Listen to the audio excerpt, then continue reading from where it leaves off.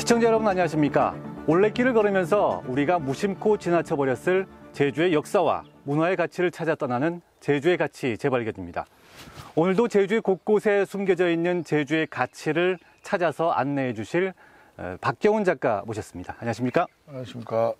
네, 작가님 오늘은 또 어떤 코스를 또 안내해 주실 건가요? 네, 오늘은 원래 11, 12 코스에 해당되는데요. 이곳 이 모슬봉 북사면에 하고 좀 더 내려가서 이 대전골 지역이 원래 이재순환의 본향 아닙니까? 네. 그래서 관련된 역사 유적들하고 최초의 천주교인으로 유배됐던 정난주 묘를 들리고, 그 다음에 이쪽 지역이 그 예전에 흑우를 키웠던 모동장이라는 목장이, 흑우 목장이 이제 조선시대에 있었어요. 그곳의 이야기를 좀 둘러보고, 그래서 쭉 돌아서 12코스 맨 끝에 용수리 절부암까지 가서 오늘 일정을 마치는 걸로 하겠습니다. 그럼 첫 번째는 어디부터 가실 건가요? 우리가 지금 요 모슬봉을 한 바퀴 돌아서 지금 북사면으로 내려왔잖아요. 근데 여기 갈림길에서 잠깐 꼭 들려야 될 곳이 있습니다. 그곳에 잠깐 들려서 이야기를 좀 나누고 계속 가던 길을 갈까 합니다. 코스 곳곳마다 근현대사가 녹아있는 올레 11코스는 삶과 죽음이 공존하는 길이라고 불립니다. 올레 12코스는 무릉 1리부터 용수포구 절부암까지 들과 바다, 오름을 따라 이어지는 아름다운 길로 제주 바다는 물론 산과 들까지 자연의 정취를 즐길 수 있는 코스입니다. 올레 11코스의 절정이라 불리는 모슬봉 정상에서 올레 코스를 따라 북쪽으로 내려가면 지역 최대의 공동묘지가 나오는데요.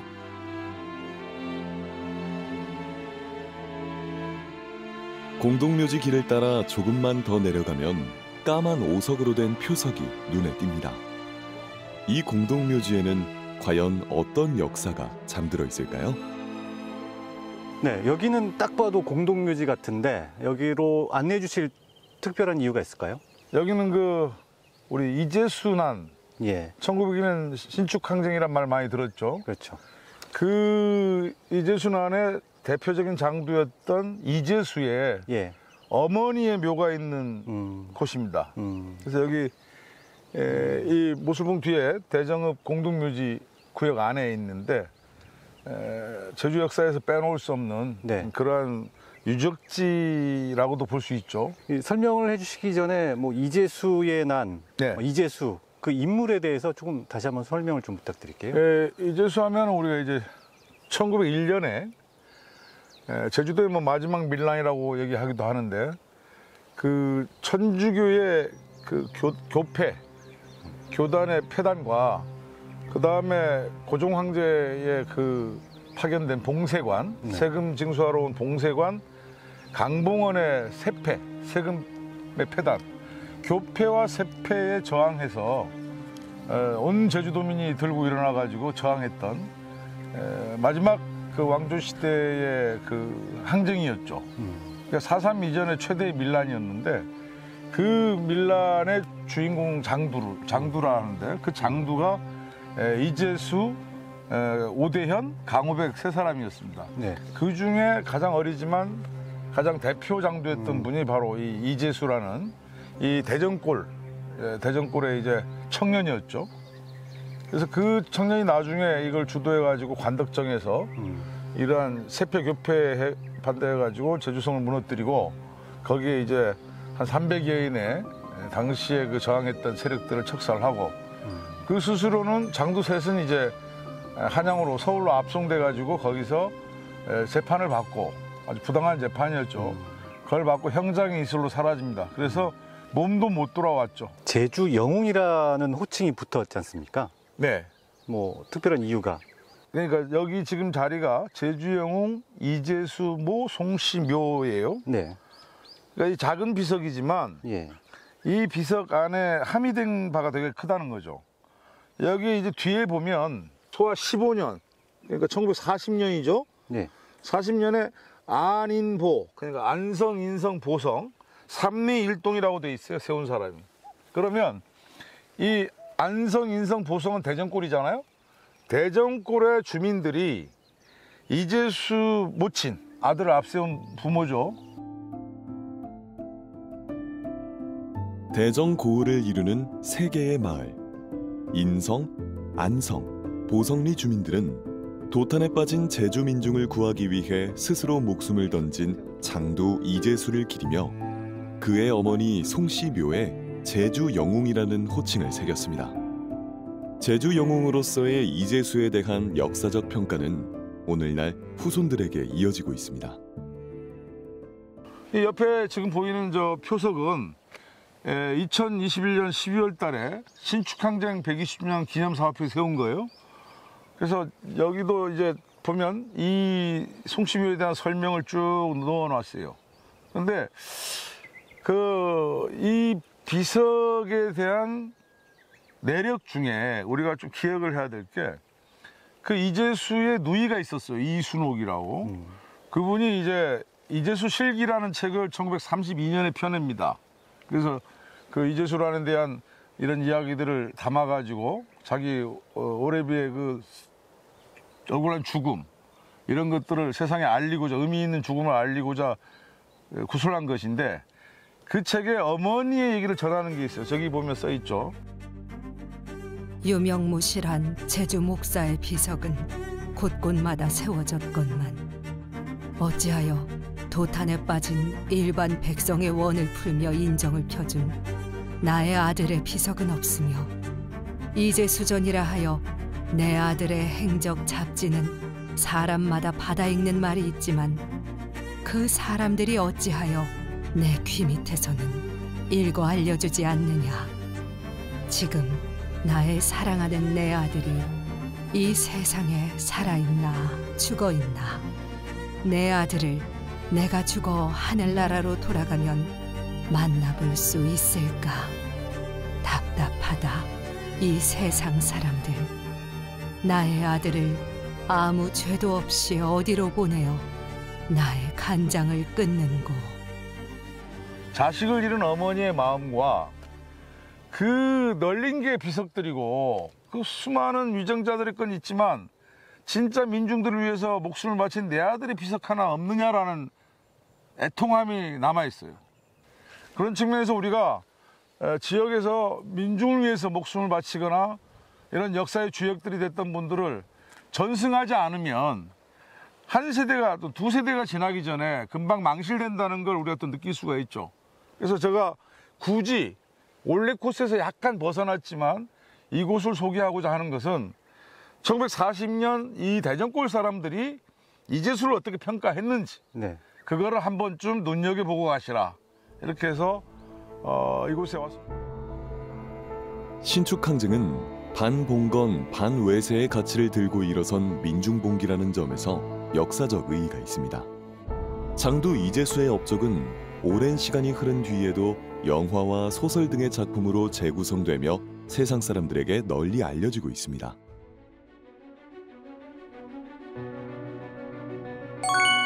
모슬포 기슭에는 또 다른 역사적 인물이 잠들어 있는데요. 신앙의 증인이라 새겨진 이 비석에는 어떤 의미가 숨어 있는 걸까요?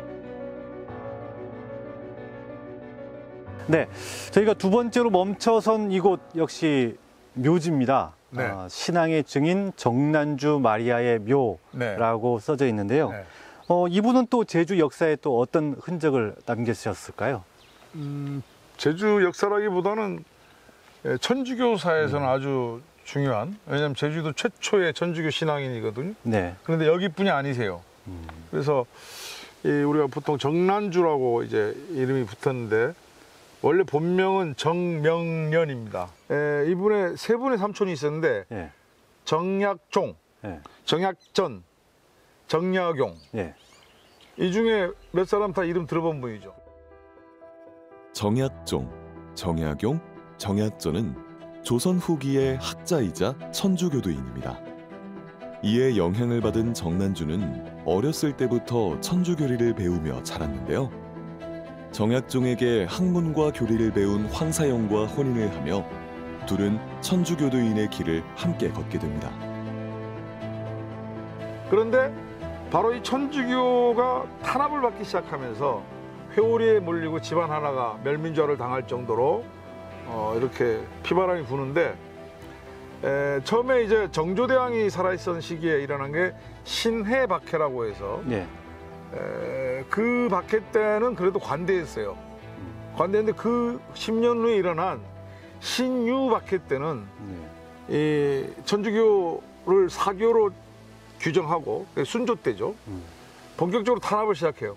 이때는 강도가 아주 높고 그러니까 이 정난주는 남양주에 있는 친정으로 돌아가고 그 난군인 황사영은 그 충청북도 제천에 배론이라는 곳에 들어가서 암구를 파가지고 토굴 속에서 숨어 지냅니다.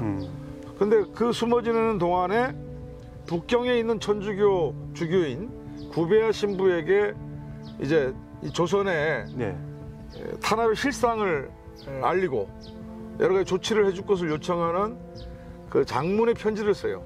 근데 이 편지를 비단에다가 씁니다. 비단에 쓴 글씨를 백서라 그러는데 그 명주천에다가 60이 40 정도 되는 요만한 거에다가 13,311자의 장문의 글을 쓰고 그 실상을 알리는데 실상을 알리는 건 괜찮아요. 그런데 두 번째 이게 이제 대역죄인이 되는 건수가 되는데 그 외국의 군대를 모아서 보내서 이러한 걸 좀 타결해 달라고 요청을 해요. 그런데 이게 북경으로 발송되기 직전에 발각이 되면서 조정에서 알게 되죠. 읽고 보니까 아니 외국 군대의 파병을 요청했다? 이건 예나 지금이나 대국가적 반역죄가 되죠. 그렇겠죠. 그 즉시 끌려간 황사영은 능지처참령을 당해서 완전히 그 즉시 사라지고 그 가족인 정난주와 2살 아들 황경현은 유배길에 나서게 됩니다. 이게 이제 1801년 12월의 이야기죠. 그렇게 해서 정난주는 그 추자도를 거쳐서 제주도로 와가지고 그 화북으로 들어와서 여기 대전골까지 오는데 오는 사이에 2살 어린 아들을 추자도에 남기고 돌아와서 여기 제주도로 들어와서 37년, 뭐 38년이라고 할 수 있죠. 그 기간 동안 이 대전골의 관노로 살면서 생을 마치고 갑니다. 그렇게 해서 이 대전골 사람들한테는 서울 할망이라고 불렸다 그래요. 서울에서 왔으니까 서울 할망. 그러니까 육지부에서 오니까 서울 할망인 건데 와서 그 생활하시면서도 상당히 고결한 인품이나 또 어떤 지식이나 이런 것들이 아주 높아서 주변 사람들에게 신망이 높고 제주도의 천주교계에서도 아 이런 분이 있구나를 묘가 어디 있다는 걸 알아가지고 90년대에 이르러서 여기를 이제 이렇게 성역화한 거예요. 그러니까 원래는 그 집안에서만 하다가 70년대 이후에 제주도 천주교 전체가 알게 되고 그럼 여기를 백색 순교자, 백색 순교자는 직접 목이 잘리는 순교를 당하지 않았지만 그 순교에 깝하는 삶을 살았던 한테 천주교에서 인정하는 그런 거죠. 그런 터로서 여기를 성지로 해서 성역화한 그런 장소입니다. 네. 모진 탄압을 받았던 천주교도인 정난주와 100년 뒤 천주교도의 횡포에 맞서 싸운 이재수. 한 종교를 둘러싼 제주 근대의 역사가 이곳 모슬봉 기슭에 깃들어 있습니다.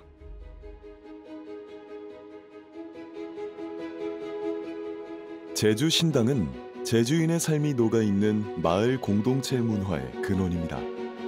신평리에는 마을의 토지나 주민의 생사회복을 수호하는 신을 모시는 신당, 본향당이 있습니다. 네, 대정읍 일대 그 올레길을 걷다 보니까 이 신평리 또 신평리 본향당 앞에 저희들이 와 있는데요. 또 여기는 또 어떤 이야기가 숨겨져 있습니까? 네, 신평리 본향당이라고 하면 본향당은 마을의 신당이죠. 네. 마을 공동체의 신당인데 이 당이 역사하고 만나는 순간이 있었다는 것을 이 표석을 보면 우리가 알 수 있는데 1901년 5월 15일 날 그 이재수를 장도로 해서 신축 민단이 시작되죠. 그래서 이제 섬의 동쪽으로 한 바퀴 도는 팀과 서쪽으로 도는 팀으로 나눠서 이제 진이 형성되면서 각 마을마다 이제 힘쓰는 군력들을 모아가지고 제주성으로 가서 공격을 해야 되잖아요. 네. 이미 서진이었던 강우백이라는 장두가 이끄는 서진은 출발을 했고, 동진장, 즉 이재수가 장두로 있는 동진은 5월 15일 날 아침에 출발을 해요. 그 출발에 앞서서 이재수 장두가 이곳에 와서 당시 그 지휘부하고 같이 비념을 했다 그래요. 출발에 앞서서 전의를 다지고 그 다음에 무운을 비는 그러한 일종의 군신에 대한 예를 붙이는 그런 우리 그 전쟁 이런 네. 거 보면 나오죠. 네. 전투에 앞서서. 그래서 이 당에 와서 비념을 하고 그 다음에 출정을 했다 하는 이야기가 전해집니다. 그래서 이재순환 또는 신축항쟁의 유적지라고 이렇게 볼 수 있습니다. 그래서 이 지나시는 분들은 이 표석을 한번 좀 읽어보고 이곳에 네. 출정을 했던 장두들과 그 밑에 휘하 장수들이 서가지고 이번 거사가 성공할 수 있도록 빌었던 그 장면을 눈 감아서 한번 상상해 보시면 대단한 그런 의기와 이런 것들이 솟구치던 1901년의 그 상황을 우리가 한번 좀 떠올릴 수 있지 않냐 이런 생각을 해봅니다.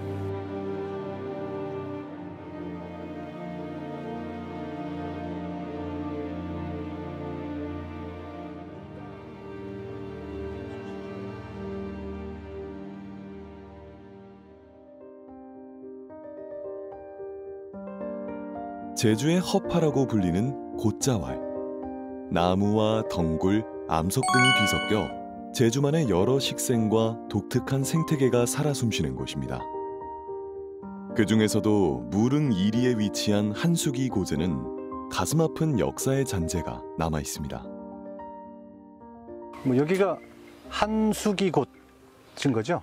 이 숲이 제주도 한라산 서남부 지역 최대의 그런 곳인데 이 장소가 지금은 생태 탐방로, 올레 코스 이렇게 해가지고 많은 사람들이 자연의 이런 천혜의 자연의 은총 같은 느낌으로 다니지 않습니까? 그런데 이곳에도 이 생태 천혜 생태 이 장소에도 우리 제주도민들의 역사가 숨어 있어요. 그게 어떤 거냐면 네. 4.3과 관련된 건데요. 네. 지금이 여기 산양곶자왈, 신평곶자왈, 무릉곶자왈 다 합쳐서 저기 한수시곳 전체에 그 주변에 안에 들어가면 숲 안에 들어가면 중간중간에 그 은신처들이 있었습니다. 옛날에. 4.3 초토화 작전이 벌어지기 시작한 1948년 말, 한수기 곳은 어느 곶자왈보다 용암이 많아 크고 작은 바위들이 구름을 이루고 함몰지가 많아 지형적으로 독특한 구조를 이루고 있습니다. 그런 지형적 특성을 이용해 무장들은 주둔지이자 은신처로, 주민들은 도피처로 한수기 곳을 찾았습니다. 그래서 참 자연이란 게 지금은 우리한테 피톤치드 쏴주는 생태 이런 걸로만 기억되지만 이 숲에도 제주도의 역사와 사람들의 이야기는 비껴가지 않았던 것이죠. 그래서 이 숲을 지나면서도 보면은 돌담이 군데군데 쌓아진 데나 이런 것들이 있는데 그게 예전에 초막을 지었던 곳이나 이런 게 여러 가지 남아 있거든요. 그런 걸 눈여겨보시면서 한번 지나가면 아, 여기에도 섬 사람들의 삶의 이야기가 묻어 있구나. 이 올레길에도 이렇게 생각할 수 있을 겁니다. 한수기 곳은 오늘날 연구자들의 4.3 교육 현장으로 활용되고 있습니다. 어쩌면 자연은 늘 같은 자리에서 지난 모든 역사를 품고 있는 산증인일지도 모릅니다. 제주도는 우리나라 최남단에 위치해 있어 타 지역보다 온난한 기후 여건을 갖추고 있고 예로부터 사나운 짐승들이 없어서 소나 말을 기르기에 적합한 곳이었습니다. 여기는 그 제주에서는 드물게 좀 밭들이 좀 드넓게 펼쳐져 있는 곳인데요. 여기에는 또 어떤 이야기가 숨겨져 있습니까? 여기 지금 무릉 1이 원래 코스를 따라서 쭉 오다가 이제 인향동, 평지동, 좌기동 해서 이제 신도로 내려가는 그 길목인데 조선시대 때 이제 소를 길렀던 모동장이라는 목장이 있었던 터입니다. 그 말을 키웠던 마목장들은 많이 들어봤는데 우목장 좀 생소합니다. 예. 그 보통 제주도 하면 마리고장이라고 불리잖아요. 그 마리고장은 몽골이 이제 그 처음 말을 들여와서 탐라목장이라는 그 동아해막 서해막해서 고산과 수산평에 대규모 이제 몽골의 그 전마들을 데려다 키웠던 데서 유래되면서 조선왕조 끝날 때까지 한 700년 동안 네. 제주도가 이제 말의 집산지가 되면서 말의 고장이라는 별칭까지 얻었는데 그 중에 소 키운 목장도 있었다. 그럼 이 소 목장은 뭐냐? 소는 전투용도 아니고. 네. 근데 우리 서울에 가면 종묘 있죠, 종묘. 예. 예, 종묘에 1년에 몇 번 이제 큰 제사를 지내잖아요. 네. 근데 거기에 보면 각 제양할 때 보면 고기를 올리는데 거기에 올리는 고기가 흑우예요. 검은 쇠. 이 흑우를 키우는 목장이 제주도에 있었던 거예요. 중종 11년 말 목장과 별도로 제사용 황후와 흑우 목장을 별도로 설치할 것을 지시합니다. 제주는 소를 전문적으로 생산하기 위해 모동장, 천미장, 황태장, 별둔장 4개의 우목장을 운영했는데 그 중에서도 모동장은 신도리, 무릉리, 영랑리 일대에 설치되었습니다. 그러니까 뒤로 갈수록 종묘에 제례 지내는 이런 그 수요가 점점 많아지면서 일종의 폐단이 되기도 하는데 1895년 갑오개혁이 이루어져서 공마제가 폐지될 때까지 네. 이곳에서 계속 조선왕조의 소들이 진상되었다. 그래서 마지막 그 순종 황제가 이 친경적전 소를 끌고 농사짓는 시범을 보이려고 할 때 흑우 2마리가 거기 사진에 찍힌 게 있어요. 그게 아마 제주도에서 올라간 마지막 흑우가 아닐까 이런 생각을 해봅니다. 신도리는 동쪽 멀리 한라산이 보이고 지형지세가 평탄해 서쪽이 훤히 트인 입지 조건을 지녔습니다. 사람이 살기에 적당하여 오래전부터 곳곳에 소규모의 자연 취락이 형성된 곳인데요. 이 마을에는 어떤 역사가 숨어 있을까요? 그 한적했던 또 올레길을 걷다가 보니까 이제 마을 안길까지 왔는데 여기는 어디입니까? 여기는 그 대정읍 신도리인데요. 네. 우리가 아까 건너온 그 농남봉 지나서 바로 농남봉 기슭에 자리 잡은 마을이죠. 그러니까 와보시면 알겠지만 좀 마을이 편안하고 사람이 좀 살기 좋게 생기지 않았습니까? 그래서 이곳에 그 신도리는 전하는 얘기로는 그 제주도가 이 고부이 씨가 많이 사는데요. 특히 대전골에. 네. 이 고부이 씨의 입도조로 얘기되는 백산 이세번 선생이 처음에 이 옆에 정착하면서 네. 이 신도리 마을이 생겨나기 시작했다고 하는 설이 이제 많이 얘기가 되고요. 원래는 요 밑에 그 신도포구 저기 가면 이제 옛날 이름이 돈포 또는 이제 제주말로 된개라고 불리는데 그곳에 원래 이제 이 포구니까 그 어민들 중심으로 이렇게 마을이 있다가 나중에 일로 번성했다는 이야기도 있어요. 조금 전에 보니까 그 비석도 이렇게 좀 있더라고요. 거기에 좀 어떤 분을 좀 또 기리기 위해서 네, 비석을 세웠는지. 이 마을에서 그 어떻든 그 학문적으로 명망 높고 이름 높으신 분이 제남 김일령 선생이란 분이 계세요. 호가 제남인데 이분은 이제 그 대정향교 도훈장을 역임했던 그 한말의 유학자이죠.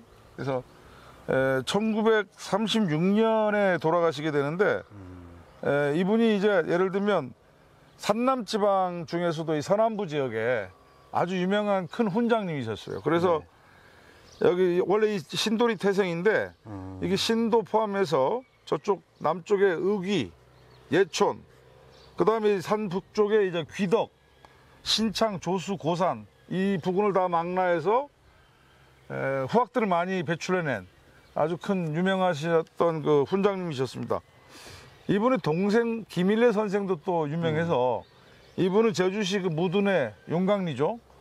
거기에 이제 정착을 하면서 이름을 높였는데 이쪽 지금 이 김일령 선생을 큰 훈장, 그 동생분을 작은 훈장으로 해서 어쨌든 그 한학자로서 후학들을 가리키는 데는 이름이 높았던 분이고 네. 지금 저기 있는 저 비석은 예. 최근에 이쪽에 있는 걸 제대로 이전해서 이 올레코스 옆으로 지금 단장을 잘 해놔서 이쁘게 해놨는데 바로 그 제남 김일령 선생의 제자들이 추도비 제자들이 세운 신도리에서는 많은 항일 독립운동가가 배출되었습니다. 제남 김일영 선생의 가르침을 받은 제자들이었는데요. 대표적인 인물로는 제주 공립농업학교 동맹휴학 사건의 주동자로 독립유공자 서원을 받은 김이봉과 일본 오사카에서 노동운동에 앞장서다 투옥된 강규찬이 있습니다. 이 강규찬이나 김이봉이나 바로 이 제남 김일령 선생의 그러한 그 민족의식이 높은 교육의 영향으로 어릴 때부터 아주 그 항일 정신이 뚜렷했고 그 이후에 일제강점기 내내 일본과 맞서다가 강규찬 선생 같은 경우는 해방 이후에는 4.3의 전면에서 또 활동하면서 나름대로 제주 역사에서 빼놓을 수 없는 이름이 되었죠. 제남 김일영 선생과 그의 가르침을 받은 후학들이 남긴 애국사상과 강한 민족 주체성은 오늘날 우리에게 귀감이 되고 있습니다.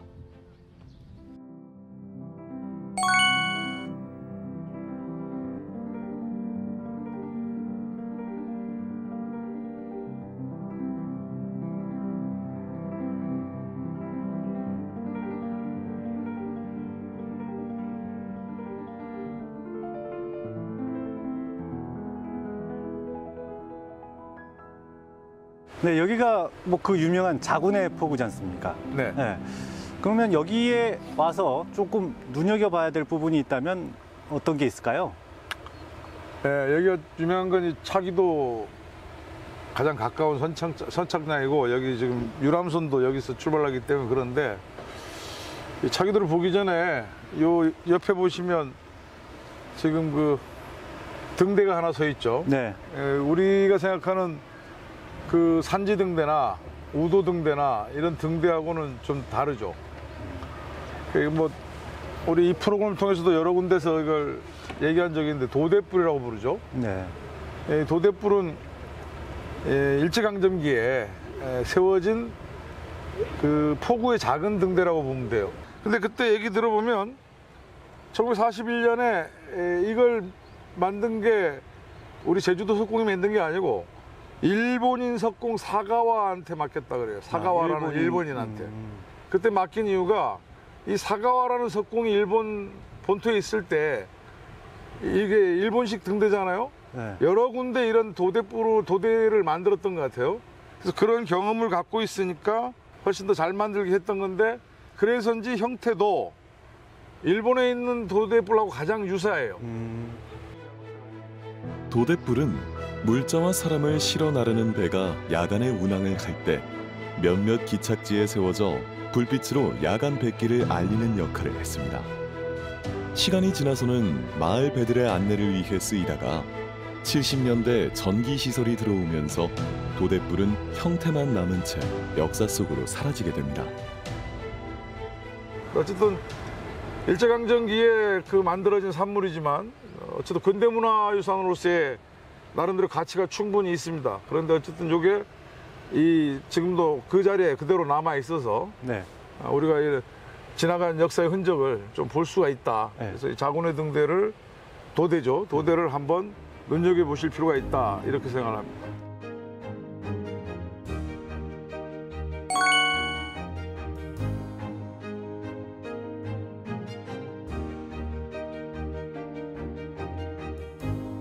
돌, 바람, 여자가 많다고 하여 삼다도로 불리는 제주.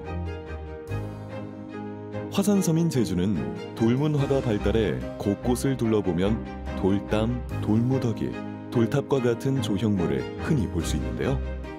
용수포구에 세워진 웅장한 돌탑. 주민들은 왜 이곳에 돌을 쌓았을까요? 여기는 뭐 마을의 안전을 비는 방사탑이라고 많은 분들도 알고 계실 텐데요. 네. 여기로 안내해 주신 특별한 이유가 있을까요? 예, 여기가 이제 용수리 방사탑이라고 불리는데요. 이 용수포구를 중심으로 좌우에 하나씩 저쪽에도 보이죠. 아, 네네. 이게 이제 포구 좌우에 두고 있는데, 이 방사탑이란 말은 요즘 나온 말이죠. 이제 한 80년대 이후에 학술적으로 정리된 말인데, 뜻이 사한 것, 나쁜 것을 막는 탑이다라는 뜻이죠. 왜 그렇게 그 말이 정립이 됐냐면, 마을마다 용어가 다 달라요. 어떤 데서는 답, 또 어떤 데서는 그 뭡니까, 그 거욱대, 예, 극대. 이 거욱대란 말은 이게 대인데, 이 위에 놓인 그 조형물이 있어요.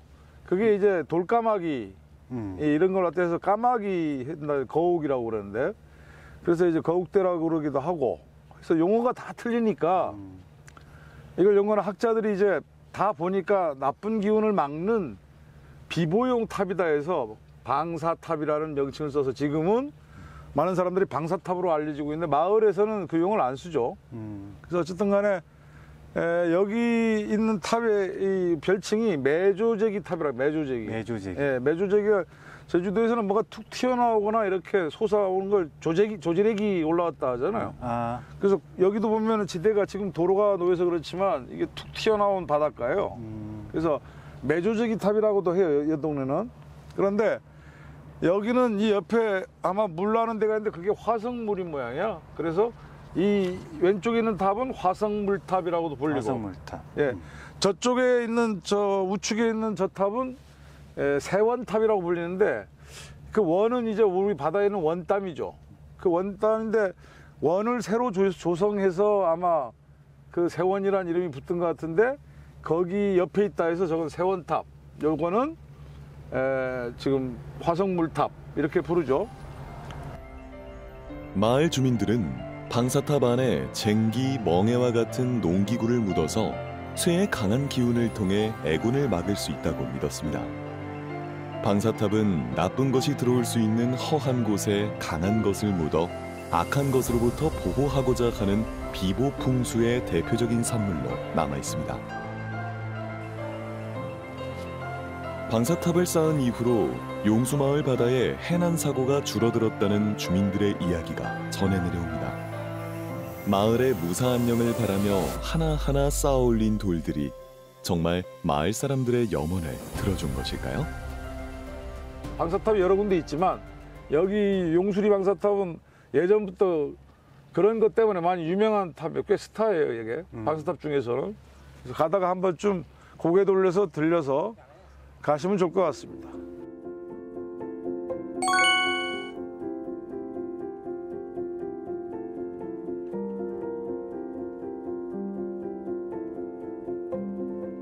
한적한 해안마을 용수리에는 우리나라 최초의 신부인 성 김대건 신부의 발자취가 남아 있습니다. 김대건 신부는 어쩌다가 제주의 땅을 밟게 되었을까요? 저희가 원래 11코스하고 12코스 이렇게 다니고 있는데, 네. 상당 부분 천주교 순례길과도 조금 겹쳐져 있습니다. 네. 이것도 이제 천주교인들에서는 성지죠. 그 이번에 코스 중에 천주교하고 유독 인연이 많죠. 네. 인연이 많은데 여기는 이제 조선 천주교, 우리나라 전체 천주교와 관련 있는 일종의 기념관이고 유적지일 수도 있죠. 이 김대건 신부라고 우리나라 한국 최초의 정식 사제 서품을 받은 첫 신부님이죠. 이 신부님이 이제 배를 타고 상해에서 한반도로 오다가 풍랑에 28일간 표류하다가 예. 표착한 곳이 용수 포구예요. 그리고 이제 그 표착한 이후에 여기서 처음으로 미사를 갔습니다. 그게 정식 사제 서품을 받은 신부에 의한, 한국인 신부에 의한 최초의 미사죠. 1999년 9월 19일 당시 제주 교구장이었던 김창열 주교는 제주도에 김대건 신부가 표착한 것은 하느님의 섭리라고 여기며 용수리를 성지로 선포하게 됩니다. 그로부터 7년 후 용수리에 표착 기념관이 건립되면서 우리나라와 제주의 천주교 역사가 많은 사람들에게 전해지고 있습니다. 어려서부터 이 집안 자체가 독실한 이런 천주교 신자 집안이고, 네. 15살 때 이제 파리 외방 정교회 동양 격리부가 있는 마카오로 갑니다. 1836년 마카오로 떠나 신학 공부를 하던 김대건 신부는 1845년 선교를 위해 두만강을 건너 함경도 땅에 잠입했지만 당시 한국은 천주교가 탄압받던 시기이기 때문에 상황이 여의치 않았습니다. 김대건은 다시 중국 상해로 향해 당시 조선교구장으로 지정되어 있던 제3대 페레올 신부에게 사제 서품을 받으면서 우리나라의 최초의 신부가 되는데요. 선교를 위해 다시 상해에서 라파엘호를 타고 한반도에 들어오다가 풍랑을 만나 제주 용수포구에 기착해 배를 수리하고 다시 한반도로 떠나 선교 활동을 시작합니다. 그래서 김대건 신부는 한국 천주교사에서는 효시이면서 또 빼놓을 수 없는 역사적 인물이고, 이 용수리는 바로 이 용수포구는 그 상해에서 한반도로 들어오는 과정에서 이곳에 표착을 했던 그런 인연이 있고, 또 하나는 최초의 한국인 사제로서 처음으로 미사를 올렸던 그러한 장소라는 이런, 그걸로 인해서 제주 천주교에서는 여기를 성지로 선포했고 기념관이 지어져서 오가는 이들이 그러한 역사를 엿볼 수 있게 하고 있습니다. 제주 올레길 12코스에는 성 김대건 신부와 순교자들의 자취가 스며 있는 김대건길과 맞닿아 있습니다. 그 길을 따라가다 보면 제주 천주교의 역사뿐 아니라 제주 천혜의 자연 경관까지 온몸으로 느낄 수 있습니다.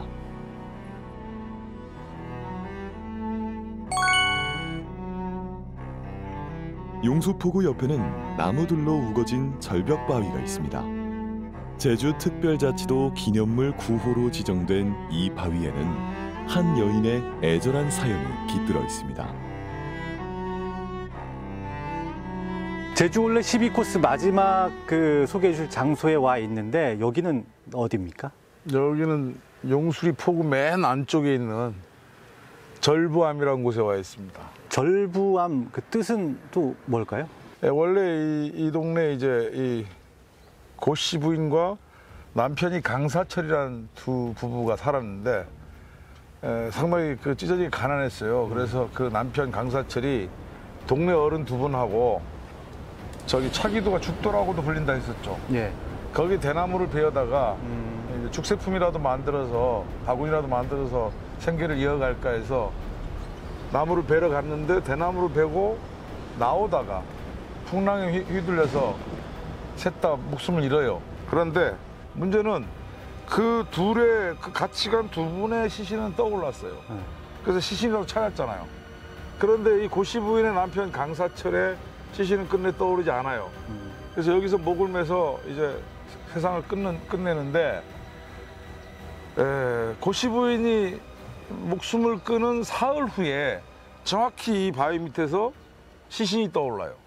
근데 이게 이제 그 당시 판관 신재우가 이 사실을 알고 고종한테 이제 이걸 상소를 올려서 이곳에 이제 이런 사실을 알리고 이곳에 절부암이라는 명명을 하고, 여기에다가 이제 지금 저 보면 큰 깊게 음각된 절부암이라는 세 글자가 크게 쓰여 있죠. 예. 거기 쓰여 있고 거기에 보면 윗줄에 보면 뭐 감동, 김응아, 서동수, 이팔근 각 이렇게 해서 감독은 김응아가 했고 뭐 글씨는 동네 우두머리급이 썼고 이팔근이가 새겼다. 그 다음에 이거를 절부암이로 찬한 거는 신재우다 해서 그걸 새긴 큰 바위가 있잖아요. 네네. 그 절부암 바위를 그때 새겨요. 절개를 지킨 부인의 바위라는 뜻의 절부암. 오늘날까지도 매년 3월 15일이면 용수리 주민들은 남편을 잃은 애통한 여인의 넋을 위로하며 연려제를 지내고 있습니다. 네, 제주의 가치 재발견 5번째 시즌 마지막 시간, 이제 마무리할 시간인데요. 이번 여행 어떠셨습니까? 네, 이번 한원부터 우리가 시작을 했죠. 네. 어떻게 보면 이번은 서남부 쪽인데 천주교에서 시작해서 천주교에서 끝난 셈이네요.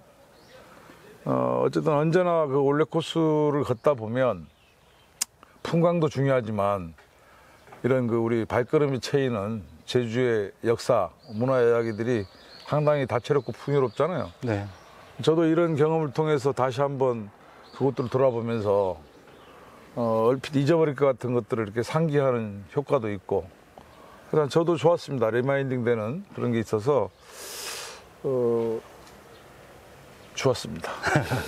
네, 시청자 여러분 어떠셨습니까? 저는 올레길을 걸으면서 풍경도 좋았지만 옛 제주 사람들의 희노애락을 느낄 수 있었던 뜻깊은 시간이었지 않나 생각이 듭니다. 살다 보면 소중한 것들도 그냥 쉽게 지나쳐버릴 때가 많습니다. 시청자 여러분들도 올레길을 걸으면서 아름다운 풍광, 그 너머 제주의 역사와 문화를 조금 더 관심을 갖는다면 제주의 진면목을 만나실 수 있을 겁니다. 제주의 가치 재발견, 다음에는 더 좋은 내용으로 찾아뵙겠습니다. 시청해주신 여러분 고맙습니다.